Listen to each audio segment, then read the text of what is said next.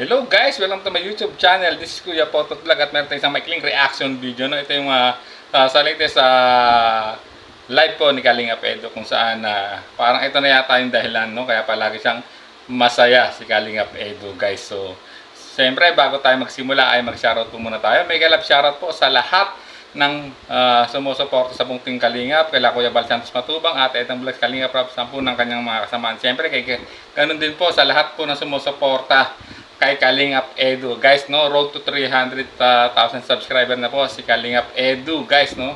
At ayan, siyempre, sana sa mga hindi pa nakasubscribe po sa kanyang channel, please subscribe Kalingap Edu YouTube channel at hit nyo yung notification bell para laging update, guys, no. At siyempre, mega love shoutout din po sa lahat ng sumusuporta sa buong team Kalingap. Sa mapagpalang umaga, tanghali o gabi mga Kalingap. Saan man kayong sulok ng mundo, naroon naway lagi po kayong gabayan ng ating poong may kapal. So gayan, simulan natin ang ating maikling reaction video guys, no? Gina Bayor, couple date, Edrica Joyfid. Ay, shout out. Ginagawa naman po namin yan, Opka. So ayan guys, no, may nagtanong sa kanyang live, no, about kung pwede na mag-group date. So ayan, ang katambalang Edu at Baby Girl at yung Joybit guys. So ayan, agad naman sinagot guys, no, na ginagawa din naman daw nila talaga yan.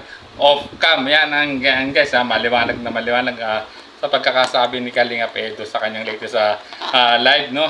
So at siyempre guys, no, tandaan din natin yung nakaraan live niya yung last Sunday kung saan, di ba, nag-aabang ang ibang supporters at viewers po ni Kalingap Edu, no, ng good news guys. At sinabi naman niya, di ba, na yun yung kung ano yung good news, no. At siyempre, sinabi rin din po niya doon sa live na yon na kung ano man ang namamagitan sa kanila ni Baby Girl at ni Kalingap Edu ay sa kanila na lang daw yun, no guys. It means guys, wag na natin bilang supporters or viewers, no, tagahanga nila yung dating katambal ni Edu ay bigyan na natin sila ng privacy guys, no. So suportahan na lang natin, at least binigyan tayo ng update guys. So ayan, no, nag-date sila off cam. So kung ano naman yung real status between Jackie and Baby Girl, ipaubayan na natin sa kanila guys bilang respeto po at tanda ng talagang pagsuporta natin sa kanilang dalawa guys. So hanggang dito na lang ating